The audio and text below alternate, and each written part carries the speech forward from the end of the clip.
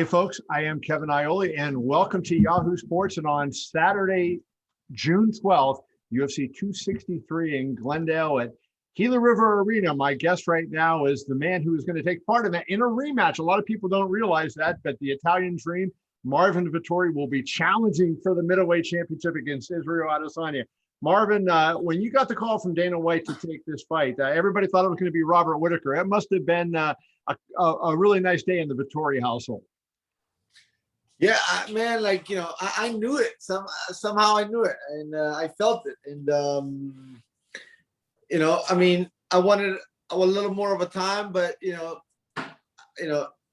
everything prepared me for this moment. So, I was just coming off of a fight, and I have to reset my mindset and go back into training. And for sure, I wasn't making I definitely made sure I wouldn't let an occasion like that slide. So here I am in the best shape of my life, 10 days out, and I can't wait to fight, to be honest. It's gonna be an interesting. Now, in 2018, you guys fought in the same arena, which really doesn't happen too often. But you fought in the same arena in Glendale, Arizona. Adesanya, in his second UFC fight, won a split decision. Let's start there. What was your thought on the decision in the fight? Did you feel like you won the fight, or especially when you look back on it, do you feel like you left some opportunity out there? Yeah, no, I definitely. I still think that I won the fight. I watched the fight multiple times, and I think I was the aggressor in that fight. I was the one pushing the action all the time, and whatever. Judges screw up a lot of times. But here I am, and 10 days out to rematch, and I'm ready to settle the score once for all and show who's the best middleweight in the world. And I feel like back then when he won, when they gave him the win, he won like a little venue, let's call it, And now when it counts, when everybody's eyes is gonna be on us, then I'll win really clearly, and I'll settle the score once for all. You mentioned you watched the fight. I've watched that fight a number of times, and to me, if I critique your performance in that fight, it was when you took him down. I think you were 2 of 6 on takedowns, but you had him down, but you didn't do anything to him when he was on the ground. And I'm surprised because you kind of you had him pinned on the ground and he couldn't get up for a long period of time, and yet you were not able to do much with him. Is that a regret that you had, that you didn't start maybe dropping some elbows on him? It was a number of reasons. He was super sweaty. I didn't want to lose position, but yeah, there's still a mistake in a sense. And, it was some lack of technical stuff too. At the end of the day, I was still ferma, cazzo, ma così, fai ferma tutto per favore. Non fare niente fino a quando è finita. Sorry, because they were making some noise. So we get the Italian Dream too, speaking a little Italian there. So yeah. My father was Italian, and so I know some of the words, but they're usually the words we can't say on when we're on TV. The ones I know. So, anyways, both you. Yeah. So no, I was saying listen. Back then, I see myself I was 23 years old. Not that I was the youngest, but I see myself I had an overall knowledge of a lot of things. But at the end of the day, I just feel like I was almost like a kid with big balls. I still had a lot of knowledge. Right. I had a lot of drive. I wanted it bad, but I wasn't as refined and as polished as I am now. Now I'm a whole different animal. I can read things. I have a deeper knowledge of whatever it is. Ground game, wrestling, striking, and myself, which is super important. And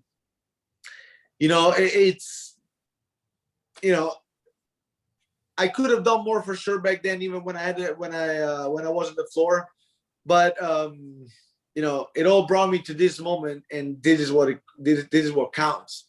Well, here's what, the thing I want to say to the audience who maybe don't remember what's happened in the interim since Israel Adesanya. Has been Cesar Vajeda a decision, Andrew Sanchez a decision, Carl Roberson a submission, Jack Hermanson a decision, Kevin Holland a decision. So 5 wins in a row, dominant in pretty much every one of those. And it seems to me, and is this a fair statement, Marvin, that you learned from that fight and that you became a better fighter the immediate next time out based on what happened in that fight? And it seemed like you worked on your game and got better the very next time out.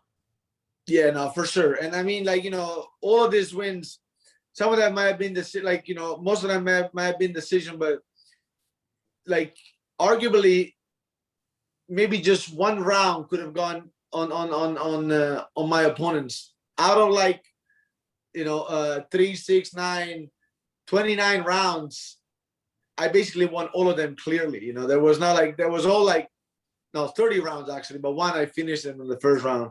So out of 30 rounds, there was just like maybe one round where like, which would be like the third round with Hermanson, which I still like, I think I still won that round. It was a very close round. That could arguably like just one round could arguably go to my opponent. All the other rounds, like I just, there was never like I was just outclassing all my opponents. But with that said, like yeah, no, definitely, and that's the thing. That's what I'm saying. Like, every fight I'm improving, and I'm a different animal. And the fact that I'm so versatile gives me the ability to adjust fight to fight and to come out different and to be able to adapt better than any other fighter. And this fight, man, it's been amazing the way that everything came together and how everybody around me wanted to win this title as much as I wanted. The drive of everybody around me has been amazing. So I just can't wait to put it all together and just show that I'm the best in the world, and that's what you're going to see, the best middleweight in the world. Since that last fight, Adesanya became good too. He became, I think fair enough. We're going to see 2 different fighters in this fight because both of you have gone up. But here's my question for you on that. Last time out, he lost. He's coming off a loss into the title fight. He lost in the light heavyweight title fight against Jan Blachowicz. Did you see anything in that fight, especially in rounds 4 and 5, when Blachowicz repeatedly took him down, that you feel you can take advantage of when you meet him on June 12th? To be honest, I've seen a lot of like it was a confirmation of a lot of things that I already knew. I feel like, like I knew a lot of his weaknesses. I knew it's just a lot of people get carried away by the hype, and I don't believe nobody's hype. I wouldn't even believe my own hype. I believe that the work that I put in day by day, that's what I believe in. And so he did some, Blachowicz did some good things, and he just showed everybody that it's a very beatable guy. But I'm me, and I'm not gonna copy anybody's style, and I'm gonna be me. I'm gonna fight my fight, and if some things might look similar to what Blachowicz did, it's just because things are meant to be done that way. But like it's not because he did it, then I'm gonna do it. I have my plan, and I'm gonna execute my plan to beat him. One of the things I wonder about is, there was 2 things in that first fight where, you, especially early in the fight, you were at distance and you were biting on a lot of his feints. And then secondly, some of the kicks seemed, he was switching stances and kicking you out of both stances. Did that cause you a problem? And have you worked on that in camp, preparing for him to do that again? I mean, he was doing a lot of things, and that's the thing. When I watch that fight, it actually gives me confidence, because to know how much better I've gone and how much more I know, and to see that Marvin Vettori 3 years ago giving him that much trouble with what I knew back then, with such a wasn't a deep knowledge of things, was just an overall, like I was just like, it was just a lot of will, but it wasn't too much, anything wasn't too refined. Mm-hmm. And seeing how many troubles I give him, like it just gives me a lot of confidence. And so definitely I'm just a better fighter overall. I don't feel like he's gonna be able to do much. I think, I keep saying this, I'm gonna look like I'm the champion from the first second. Like if by any reason some guy opened the door, opened the TV, turns on the TV, and doesn't know neither of us, they're gonna see me as a champion in there. And that's how I feel. Like he's not gonna feel comfortable in any moment in there.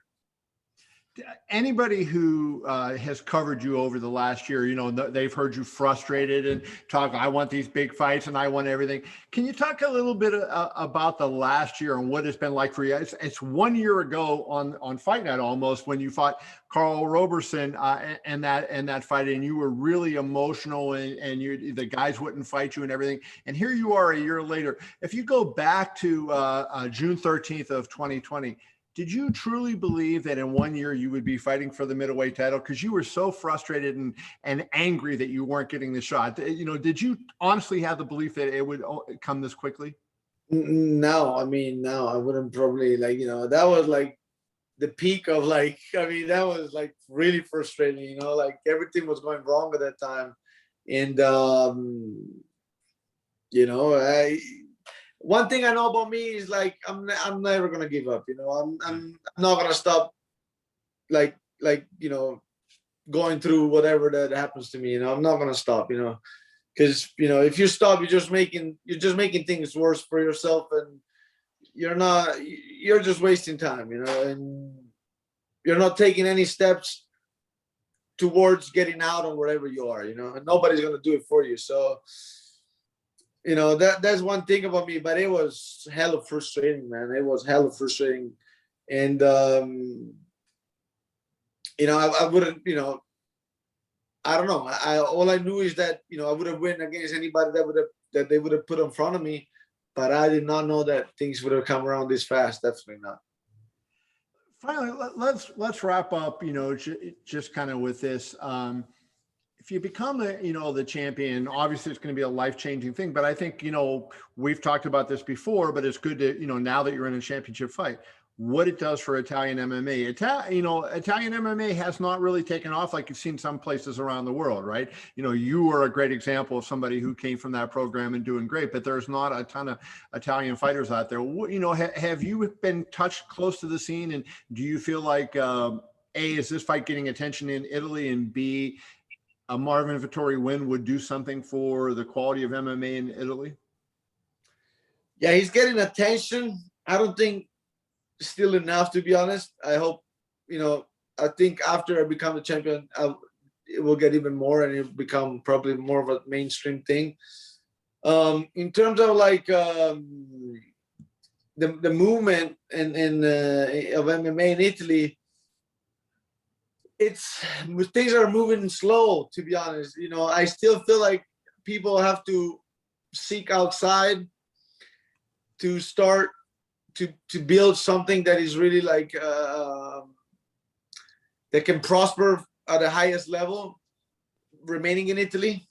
But definitely with me being the champion, everything will there's going to be more people that will know about the sport, that will want to put more time in this, that will want to do it.